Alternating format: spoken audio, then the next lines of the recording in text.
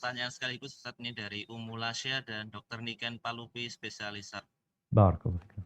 Assalamualaikum Ustaz, Afwan izin bertanya, apakah saya termasuk sabar atau tidak ketika rindu sampai menangis kepada suami yang sudah meninggal dunia?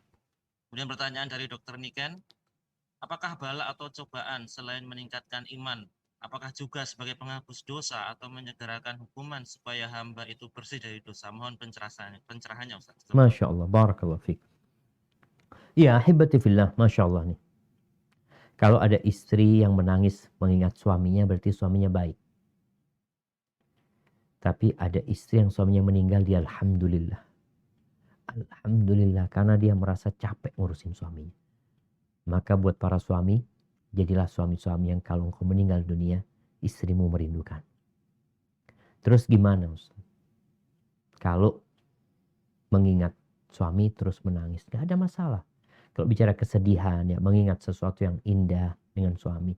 Tapi jangan sampai kemudian ada omongan-omongan yang tidak diridhoi Allah. Ada perasaan-perasaan yang gak boleh ada. Kadangkala setan datang memperbaharui kesedihan agar orang ini gak sabar. Dengan mengatakan, iya seharusnya waktu itu gak mati itu Bapak. Seharusnya Bapak itu, seharusnya nggak ada seharusnya. Andai kata Bapak waktu itu dibawa ke anu, itu nggak boleh ada. Jadi ketika sedih, ingat maka doakan. Tugas kita adalah mendoakan. Allahumma ghafir lahu warhamhu wa'afi wa'afu. Lanjutkan kehidupan ini. Jadi mengingat yang mati itu kadangkala manfaatnya agar kita mendoakan dia. Agar kita menjalankan wasiat-wasiat dia. Agar kita, kalau seorang istri, bagaimana menjaga anak-anak dia. Yang ini merupakan pahala, aset buat yang sudah meninggal dunia. Jadi nggak ada masalah, asalkan kita tidak mengucapkan ucapan yang tidak diridhoi Allah SWT.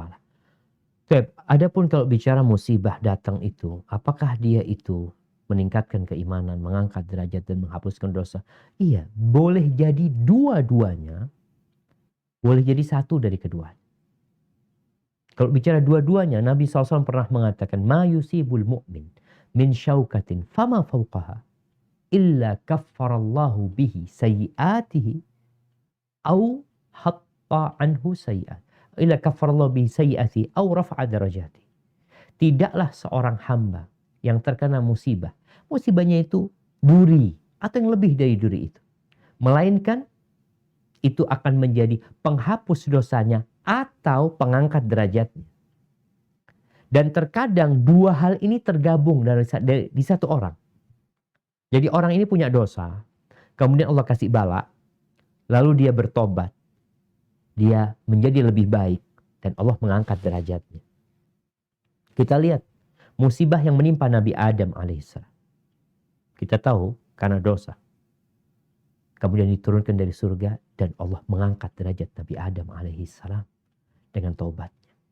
Kita tahu kisah Nabi Yunus alaihissalam. Dia meninggalkan kaumnya. Maka Allah hukum. Dihukum nih Nabi. Dikasih musibah. Di perutnya ikan. Lalu beliau berdoa mengatakan, La ilaha illa anta subhanaka inni kuntu minadh dhalimin. Dihapuskan dosanya Nabi. Yunus dikembalikan kepada kaumnya. Satu kampung itu. Jumlahnya 100.000 lebih orang itu. Waktu itu semuanya menerima dakwahnya Nabi Yunus alaihissalam. Bagaimana tuh? Awalnya dapat musibah, kemudian diangkat derajatnya.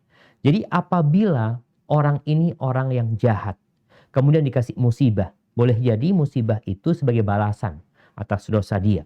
Kalau nih orang nggak bersabar, ya udah jadi adab buat dia. Itu balasan buat dia. Tapi kalau orang ini bersabar, kemudian dia memperbaiki diri, maka dosanya dihapuskan, derajatnya diangkat. Tapi kalau orang-orang seperti Nabi kita Muhammad alaihi salatu wassalam memang murni diangkat derajatnya Nabi alaihi salatu wassalam. Diangkat derajatnya. Beliau itu ketika mau meninggal dunia, sahabat membesuknya. Mereka bingung, Nabi ini parah sekali sakit. Sampai kalau dipegang selimutnya itu, panasnya di atas selimutnya. Ya Rasulullah, innaka tu'akuwa'kan syadidan. Ya Rasulullah, engkau sakitnya ini berat banget gitu loh. Kita kalau ngelihat orang soleh dikasih penyakit, kadang-kadang kita berpikir, apa orang ini punya dosa ya, ini itu macam-macam.